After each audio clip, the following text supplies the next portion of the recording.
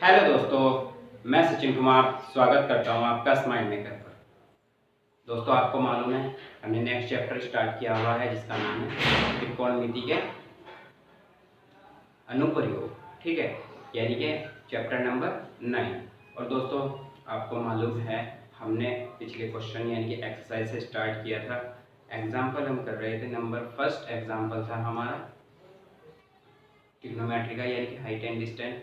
इससे पहले वीडियो में हमने हाइट एंड डिस्टेंस की नॉर्मल जानकारी यानी कि क्या बोलते हैं उसको, आप अवनमन कोण कैसे बनता है, उन्नयन कोण कैसे बनता है, हमने वो समझा सबसे पहले। अब फिर समझा हमने उसके एग्जाम्पल यानी कि उस पर क्वेश्चन बेस किस प्रकार से बनते हैं।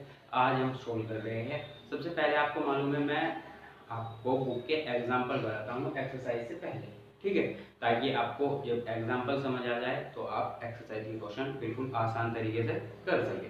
सबसे पहले हमने एग्जाम्पल लिया था फर्स्ट, सेकंड के थर्ड, 3 एग्जाम्पल, फोर्थ एग्जाम्पल हमने कर लिए थे।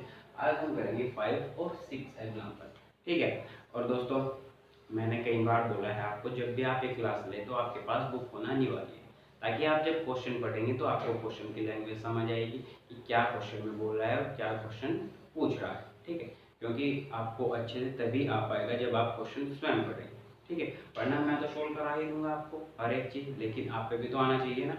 और वो कैसे आएगा, जब आप क्वेश्चन को पढ़ोगे, ठीक है। तो स्टार्ट करते हैं, टाइम को ना वेस्ट करते हैं।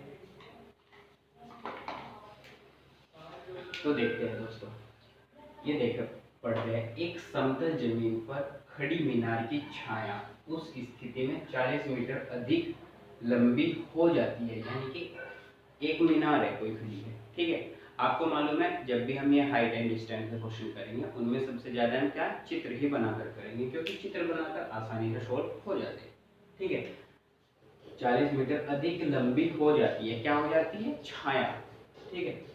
सूर्य का उनत्यांश यानी कि उनत्यांश का मतलब है यानी कि उन्नयन कोण 60 डिग्री से घटकर कितना हो जाता है, 30 डिग्री हो जाता है। 60 से घटकर कितना हो जाता है, 30 डिग्री, ठीक है। अर्थात छाया के एक सिरे से मीनार के शिखर का उन्नयन कोण। अब ये अर्थात करके इसकी डेफिनेशन बता रहा है कि क्या बोल रहा है। छाया के एक सिरे से मीनार के शिखर का उन्नयन कोण 60 डिग्री है और db छाया की लंबाई है, जबकि उन्नयन कोण 60 डिग्री है। मीनार की ऊंचाई ज्ञात, ठीक है। मीनार की ऊंचाई ज्ञात करिए। मैं एक बार देख लूं क्वेश्चन में, चित्र तो नहीं दे रखा है, चित्र नहीं दे रखा है, ठीक है। तो हम अब क्या बनाएंगे, चित्र बनाएंगे सबसे पहले, ठीक है। आपको मालूम है सबसे पहले यह है कोई मीनार, क्या है ये, मीनार, ठीक है। हमने मीनार बना दिया, ठीक है। अब क्या हुआ, यहाँ से यहाँ तक, यहाँ से यहाँ तक का कोण कितना है इसका। अब आपको मालूम है 60 से घटकर कितना हो जाता है, 30, कितना हो जाता है, 30। सबसे पहले कौन सा कोण है, 60, ये भी 60 डिग्री बना। ये कोण कितना है, 60 डिग्री। ये कौन कौन सा है, ये तो समकोण है, आपको मालूम है, ठीक है। अब उसने क्या कहा, 60 डिग्री हो गया, 60 डिग्री से घटकर कितना हो जाता है, 30 डिग्री हो जाता है। अब हम रेड पेन से बनाते हैं, कितना हो जाता है, 30 डिग्री,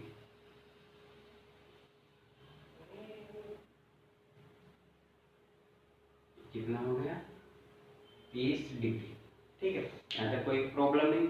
हमने दो कोण बना लिए, एक तो 60 से घटकर कितना हो गया, 30। अब वो कह रहा है 30 मीटर अधिक लंबी हो जाती है, क्या हो जाती है, 40 मीटर, ठीक है। 40 मीटर क्या हो जाती है, अधिक लंबी। मान लीजिए अब ये कितनी है, ये है ए बी सी और डी, ठीक है, ये है डी। यहाँ तक कोई परेशानी किसी को नहीं। अब मान लीजिए अगर ये x है, यहाँ से यहाँ तक की, यहाँ से यहाँ तक ये छाया है इस मीनार की, ये है मीनार, ठीक है। और ये पूरी छाया है, मान लीजिए ये है x, ठीक है। और ये कितनी हो जाती है, यानी कि ये x है, उसने क्या कहा 40 मीटर अधिक लंबी हो जाती है, यानी कि इस ये तो जुड़ी तो रहेगी, ठीक है, ये कुछ निकलेगी, लेकिन ये जो होगी कितनी हो जाएगी, एक्स्ट्रा कितनी आएगी, 40 मीटर, ये जो है ये आएगी 40 मीटर। और ये क्या है, पूरी की पूरी ये क्या है, छाया। ठीक है, आपको ये चित्र हमने समझा दिया, यानी कि आपको चित्र समझ में आ चुका है कि ये प्रकार से चित्र बना, क्या क्या चित्र में बोला। ठीक है, हमने सब कुछ कर लिया। एक बार आप देख लो दोबारा से, एक समतल जमीन पर, क्योंकि जब तक आपको चित्र नहीं समझ में आएगा आप क्वेश्चन सोल्व नहीं कर सकते। ठीक है, तो हम देखते हैं, एक समतल जमीन पर खड़ी मीनार की छाया, मीनार है और ये इसकी छाया, पूरी की पूरी छाया। ठीक है, उस स्थिति में 40 मीटर अधिक लंबी हो जाती है। 40 मीटर लंबी हो गई, उस स्थिति में हो जाती है सूर्य का उन्नत्यांश कोण, यानी कि उन्नयन कोण 60, यानी कि जब ये 60 था, 60 से घटकर कितना हो गया 30, तो क्या हो गई, छाया लंबी हो गई 40 मीटर। और अब हमें क्या ज्ञात करना है, मीनार की ऊंचाई ज्ञात करनी है। तो हम किस प्रकार से सॉल्व करेंगे। ठीक है दोस्तों, तो अब आपको मालूम है हम कौन कौन से त्रिभुज लेंगे, ए बी सी और फिर ए बी डी, दो त्रिभुज लेंगे। कौन से लेंगे, दो त्रिभुज। तो करते हैं सॉल्यूशन इसका। इसकी ऊंचाई हम मान लेते हैं कितनी है, यहाँ से यहाँ तक इस मीनार की ऊंचाई मान लेते हैं हम बराबर h। यहाँ तक कोई प्रॉब्लम नहीं, अभी 6 नंबर का क्वेश्चन नहीं हो रहा है, सिर्फ यही क्वेश्चन हो रहा है। ठीक है, अब हम सॉल्व करते हैं। सबसे पहले क्या करेंगे, त्रिभुज ए बी सी में, ठीक है, त्रिभुज ए बी सी में, ए बी सी में, यहाँ तक कोई प्रॉब्लम। अगर हमने ए बी यानी कि क्या है, लंब और ये आधार, हमने क्या किया, लंब बटे आधार बराबर क्या होता है, tan थीटा, कितना ही तो होता है। अब लंब कितना दिया गया है, लंब है हमारे पास ए बी, आधार कितना दिया गया है बी सी, बराबर कोण थीटा का मान कितना है, थीटा का मान है 60 डिग्री। यहाँ तक कोई कंफ्यूजन नहीं है। ए बी हमारे पास कितना है, एच मानना है हमें इसे, और बी सी कितना मानना है हमने, एक्स। ठीक है, tan 60 का मान कितना होता है बच्चों, कितना होता है tan 60 का मान, आपको मालूम है tan 60 का मान होता है √3। अगर हम यहाँ से h की वैल्यू निकालें तो कितना आ गया, x√3। अब समीकरण नंबर मान लेते हैं इसको फर्स्ट, क्योंकि अब हमारे पास x की वैल्यू नहीं है और ना ही h की। ठीक है, h बराबर आ चुका है हमारे पास x√3, यहाँ तक कोई प्रॉब्लम नहीं है किसी को भी। ठीक है, अब हम लेते हैं कौन सा त्रिभुज, त्रिभुज ए बी सी दिया हमने, अब लेंगे त्रिभुज ए बी और ये डी, पूरा बड़े वाला त्रिभुज। ठीक है, अब लेते हैं हम त्रिभुज ए बी डी में, ए बी डी में, ए बी डी में। अब करते हैं ए बी डी, यानी कि लंब बटे आधार पूरा का पूरा, लंब बटे आधार बराबर tan थीटा। लंब कितना है हमारे पास, ए बी है और ये हो चुका है ए बी, आधार कितना है हमारे पास, बी डी है और ये हो चुका है बी डी, बराबर कितना है tan 30 डिग्री। ठीक है, यहाँ तक किसी को कोई प्रॉब्लम नहीं। ठीक है, अब हम इसको करते हैं यहाँ पे सोल्व। ठीक है, अब हम करते हैं इसको नीचे सोल्व। ठीक, ये बी डी, ए बी कितना है हमारे पास, एच है, और बी डी कितना है हमारे पास, पूरी की पूरी छाया, तो बी डी रखेंगे। ठीक है, कितना हो चुका है, tan 30 की वैल्यू 1/√3। यहाँ तक किसी को कोई प्रॉब्लम नहीं है। ठीक है, यहाँ तक किसी को कोई प्रॉब्लम नहीं हुई होगी। ठीक है, इतना क्लियर है सबको। अब आपको मालूम है इस बी डी की हमें वैल्यू पता है कितनी है, 40 + x, इस बी डी की। अब मैं यहाँ पे लिख भी देता हूँ, क्योंकि बी डी बराबर कितना है 40 + x, और ये पूरा का पूरा क्या में है, मीटर। ठीक है, तो हम लिख देते हैं h बराबर नहीं, h का कोण क्या, 40 + x, और यह है क्या है मीटर में, और बराबर, अभी मीटर ना लगाओ क्योंकि हमें पता है सारी वैल्यू मीटर में चल रही है, तो हम लास्ट में आंसर लिख देंगे, और ये √3। अब h की वैल्यू हम यहाँ से निकाल सकते हैं, यानी कि h बराबर लिख सकते हैं हम 40 प्लस एक्स अपॉन रूट 3। यहाँ तक किसी को कोई प्रॉब्लम नहीं है? ठीक है, हमारे पास इतना मान आ चुका है। अब हम क्या करेंगे, समीकरण नंबर मानना है हमें सेकंड। ठीक है, क्योंकि h भी आ चुका है, h भी आ चुका है। ठीक है, अब हम क्या करेंगे, दोनों समीकरणों की, समीकरण 1 व समीकरण 2 की तुलना करने का क्या करेंगे, समीकरण 1 तथा समीकरण 2 की तुलना करने पर। ठीक है, यहाँ तक कोई दिक्कत नहीं। अब हम क्या करेंगे, इन दोनों को बराबर रख देंगे। क्या करेंगे, x अपॉन x रूट 3 और बराबर 40 प्लस एक्स अपॉन रूट 3। यहाँ तक कोई दिक्कत नहीं। अब हम क्या करेंगे, इसको इधर लिखते हैं। ठीक है, तो सोल्व करते हैं इसको। अब क्या करेंगे, इस रूट 3 की हम क्या करते हैं, 1 इसकी प्लस गुना कर देंगे, ये यहाँ और ये यहाँ। ठीक है, तो क्या हो जाएगा, x रूट 3 गुना रूट 3 बराबर कितना, 40 प्लस एक्स। यहाँ तक कोई दिक्कत नहीं है। ठीक है, अब क्या करेंगे, जब भी आपको पता है, मैंने एक बार बताया था, जब भी रूट ए गुना रूट ए होता है तो क्या होता है, ए की जगह कुछ भी हो, 1 2 3 4 5 6 10 कुछ भी। ठीक है, आपको मैंने कई बार ये समझा दिया है, तो आप एक बार ये समझ भी चुके हैं। तो अब क्या करेंगे, x तो सेम है रूट 3 की रूट 3 में, तो यानी कितना 3 बराबर 40 प्लस के x। ठीक है, अब ये कितना 3x बराबर के 40 प्लस के x। ठीक है, अब ये x इधर आ जाएगा और ये आगे कितना होगा, माइनस के, तो यानी कि 3x माइनस के 2 ने माइनस का 1 और बराबर के 40। यहाँ तक कोई दिक्कत नहीं है। अब ये x है तो कितना बचा, ये x था सॉरी। ठीक है, तो कितना 2x बराबर के 40। ठीक है, x बराबर यानी कि 40 अपॉन 2 और x बराबर के कितना हो चुका है, 20 मीटर।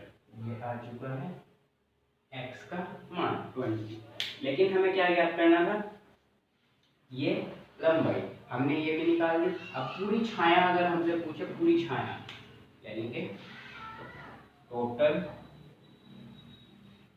छाया, टोटल छाया कितनी होगी, ये 40 तो हमारे पास पहले से ही थी, 40 प्लस के 20 और ये कितना 60 मीटर।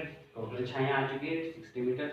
अब इसकी ऊंचाई हम किससे निकाल सकते हैं, यहाँ से, समीकरण इससे, क्योंकि अब क्या करेंगे, समीकरण 1 में x का मान रखने पर, समीकरण 1 में x का मान रखने पर।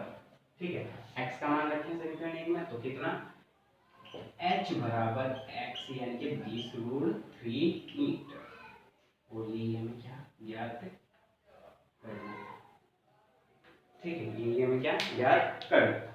ठीक है, तो दोस्तों देखा हमने किस प्रकार से क्वेश्चन को सॉल्व किया। आप एक बार इसका स्क्रीनशॉट ले, फिर मैं आपको एक बार दोबारा से क्लियर करता हूँ।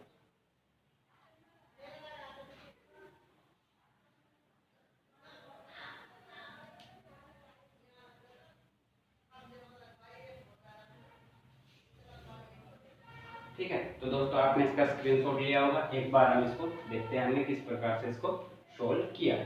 ठीक है, अब मैं लाइनें हटा देता हूँ ताकि आपको समझ में आए किस तरह से हम करते हैं। हमने सबसे पहले ये वाला त्रिभुज लिया, ए बी सी ये लिया। हमने क्या लगाया, क्योंकि ये निकाल लिया हमें ना हमारे पास ये, तो क्या करेंगे, लंबटे आधार क्या होता है, tan थीटा। tan थीटा लगाया, tan थीटा की वैल्यू 60 रखी। ए बी कितना है, h मानना है हमने, और ये x बराबर के रूट 3।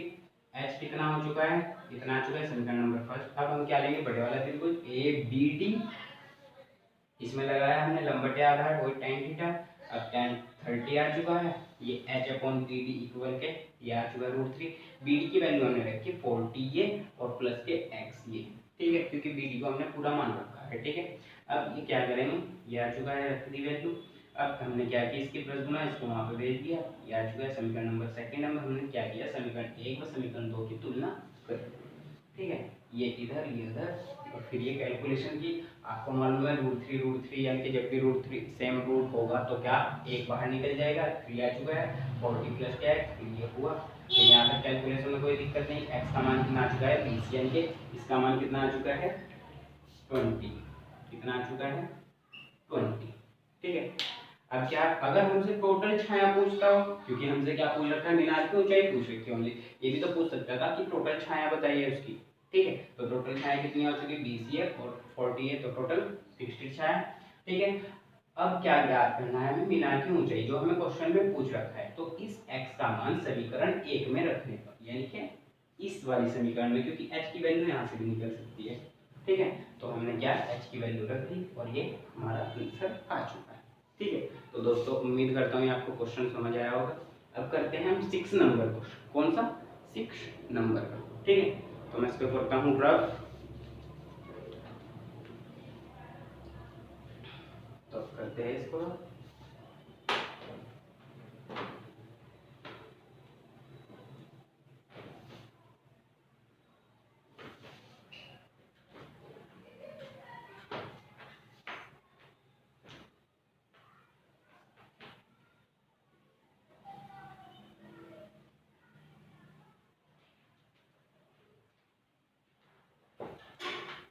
करते हैं 6 नंबर का क्वेश्चन। ठीक है, अब देखते हैं हम क्वेश्चन में बोल क्या रहा है। ठीक है, क्या बोल रहा है। अब आपने देखा, एक बहुमंजिल भवन के शिखर से देखने पर एक 8 मीटर ऊंचे भवन के शिखर और तल के अवनमन कोण क्रमशः कितना 30 डिग्री और 45 डिग्री है। बहुमंजिल भवन की ऊंचाई और दो भवनों के बीच की दूरी ज्ञात करनी है। ठीक है, सबसे पहले हमें क्या बनाना है, भवन क्या है, एक बहुमंजिल, क्या है एक बहुमंजिल, बहुमंजिल, बहुमंजिल का मतलब है यानी कि 2 या 2 से अधिक। ठीक है, वही क्या होता है बहुमंजिल। ठीक है, यहाँ तक कोई दिक्कत नहीं है किसी को। ठीक है, तो अब स्टार्ट करते हैं इसको, चित्र को बनाना। सबसे पहले हमने बनाई बहुमंजिल की इमारत।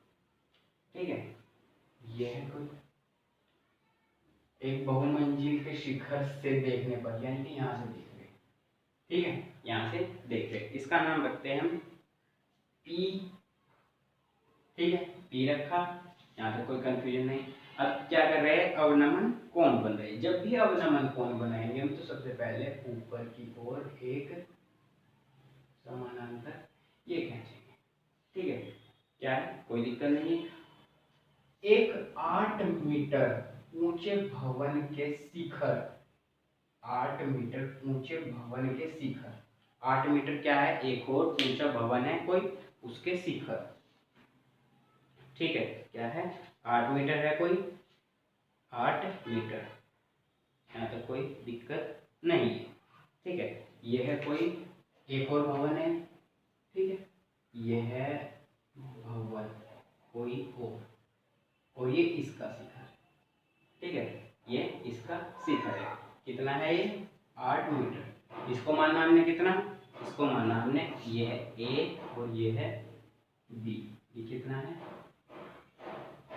8 मीटर। ठीक है, ये 8 मीटर, कोई दिक्कत नहीं है यहाँ तक। ठीक है, इतना कोई दिक्कत। अब हम क्या इसको मिला सकते हैं, क्योंकि हमें पता है ये समानांतर है तो इसकी जाएगा ही।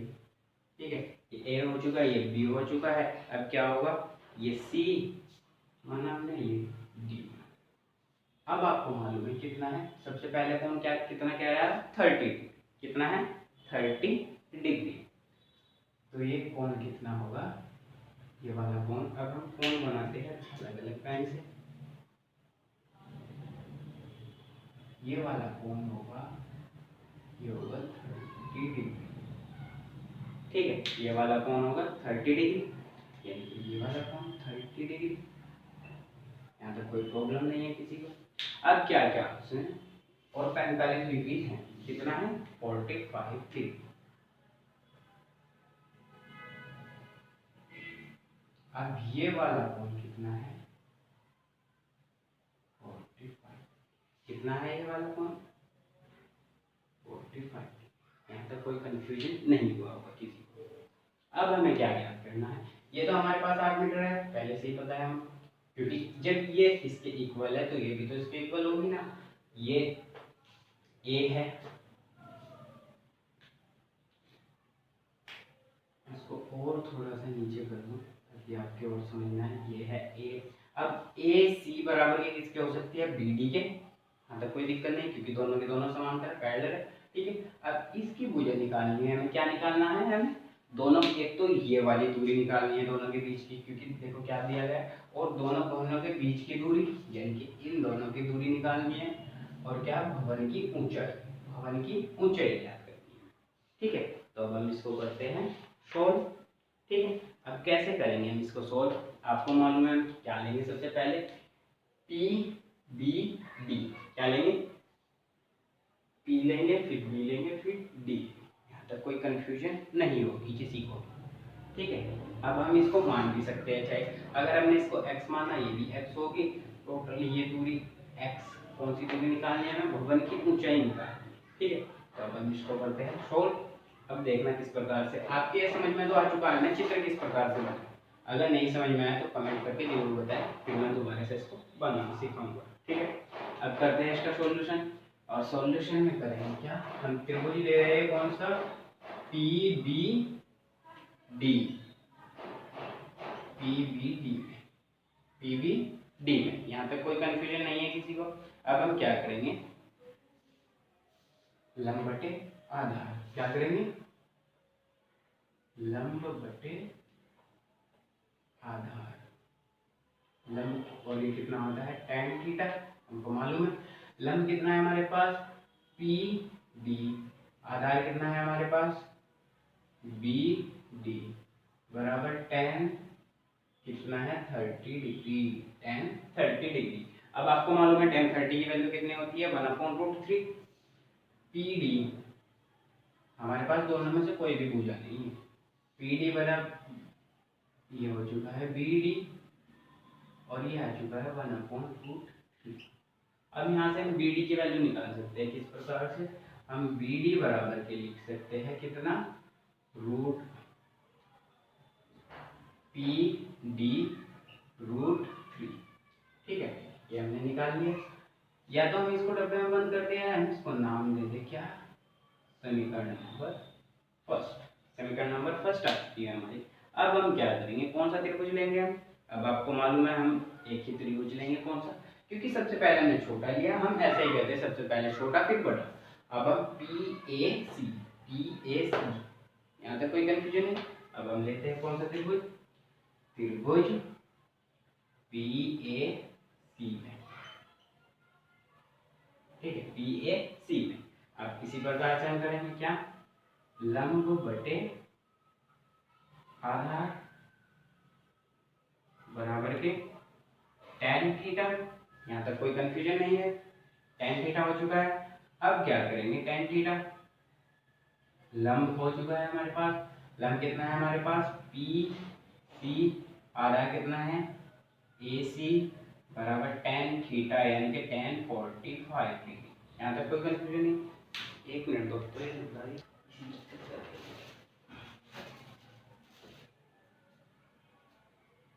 ठीक है, थोड़ा क्लियर हुआ होगा। अब आपने ये देखा कितना जो है 45 डिग्री हो चुका है, तो 45 वैल्यू की कितनी होती है 1, तो यानी कि पी सी बराबर क्या आ चुका है हमारे पास ए सी,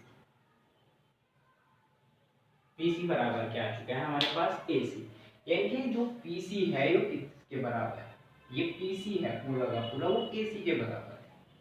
यहाँ तक कोई कंफ्यूजन नहीं। ठीक है, अब हम देखते हैं क्या करते हैं इसमें।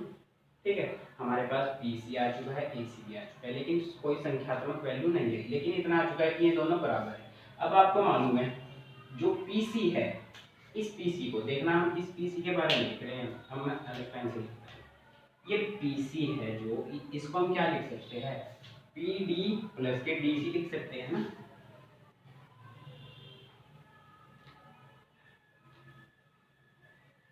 पी डी प्लस के डी सी लिख सकते हैं, क्योंकि हम क्या करेंगे इन दोनों को मिला के तो ये पूरी की पूरी बन रही है।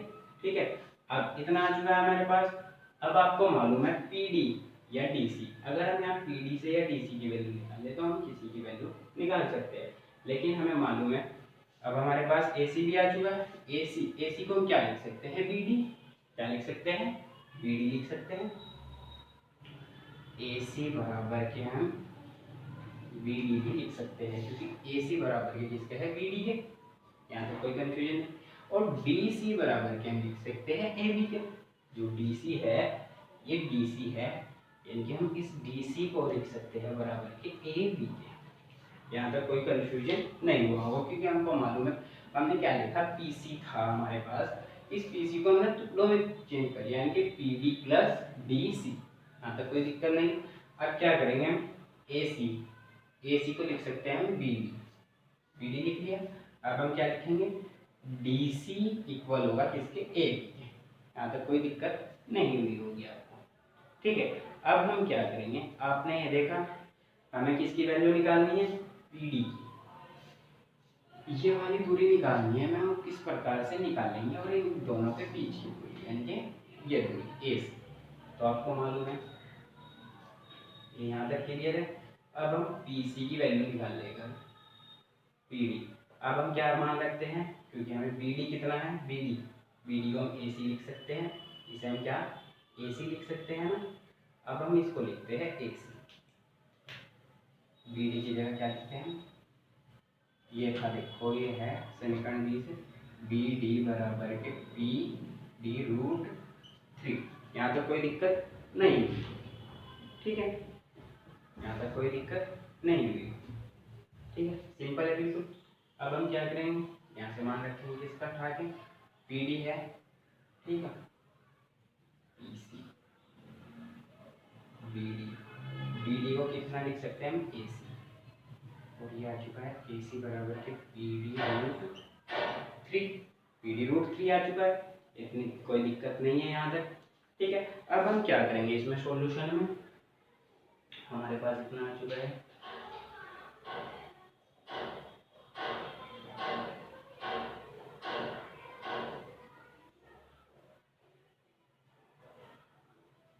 ठीक है, यहाँ तक कोई दिक्कत नहीं है। अब हम क्या करेंगे, इस ए सी को हम इस पी सी के भी बराबर तो रख सकते हैं ना, क्योंकि जब क्या है इस क्वेश्चन से क्या हो रहा है, ए सी बराबर के पी सी, तो पी सी की वैल्यू अब यहाँ रख दें क्या, पी सी बराबर के पी डी रूट 3, और पी सी बराबर है किसके, पी डी के, P D plus D C के, P D plus D C के, P D plus D C. अब हम पी डी को क्या लिख सकते हैं, हमने देखा पी डी को लिख सकते हैं पी डी प्लस,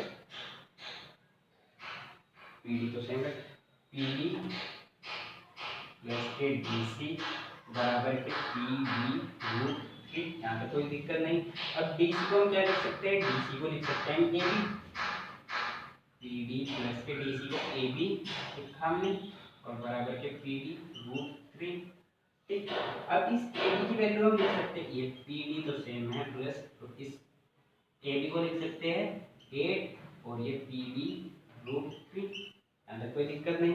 अब हम इसे उधर ले, या तो हम उसको उधर ले जाए, तो 8 बराबर के पी डी रूट 3 माइनस के पी डी, ठीक है, 8 बराबर के पी डी को हम रूट 3 माइनस के 1, ठीक है, इस पी डी की वैल्यू निकालेंगे तो यानी कि इसके नीचे पहुंच जाएगा किसके, इस 8 के, तो पी डी बराबर क्या आएगा, 8 अपॉन रूट 3 माइनस के 1।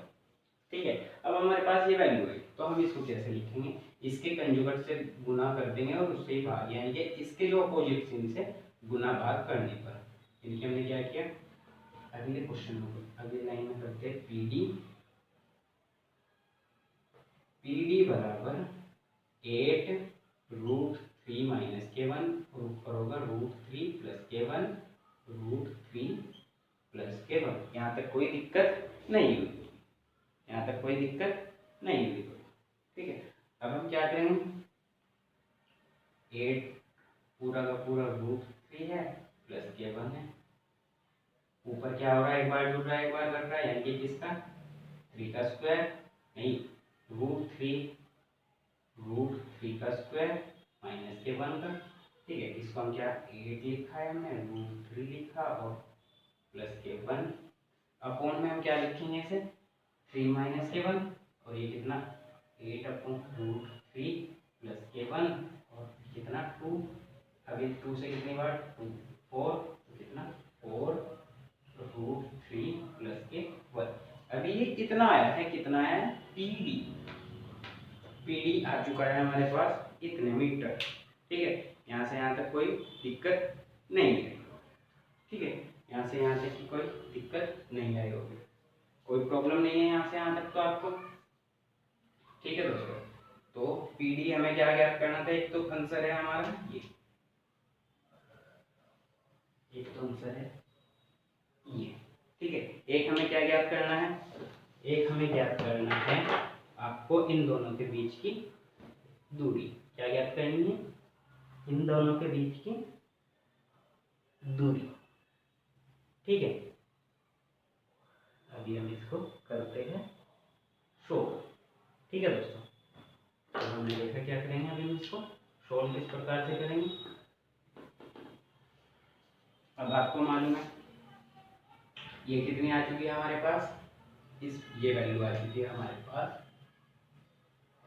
4 रूट 3 प्लस के 1 ये आ चुकी है। और ये तो हमारे पास 8 मिनट पहले से ही है, तो हम क्या कर देंगे, दोनों को जोड़ देंगे। ठीक है, तो अब हम यानी कि टोटल दूरी, भवन की टोटल दूरी निकालने के लिए हम क्या करेंगे, यानी कि बहुमंजिल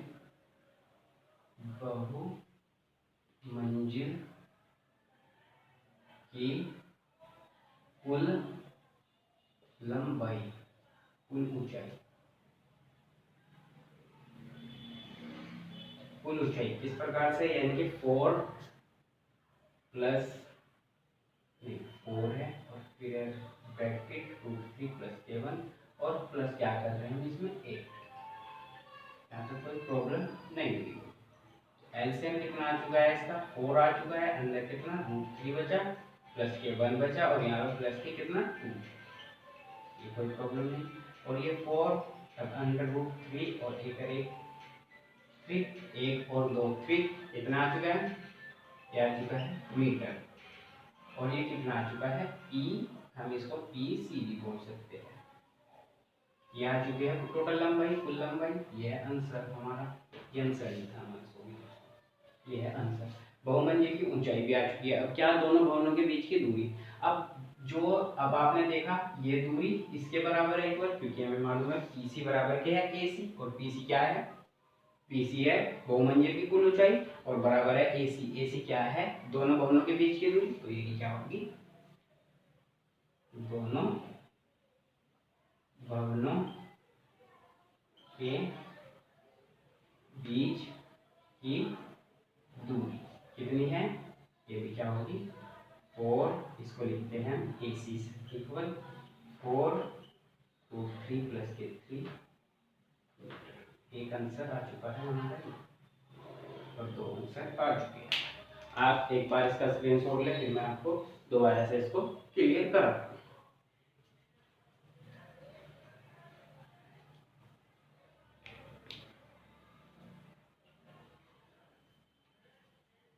तो देखते हैं दोस्तों इसको किस प्रकार से हम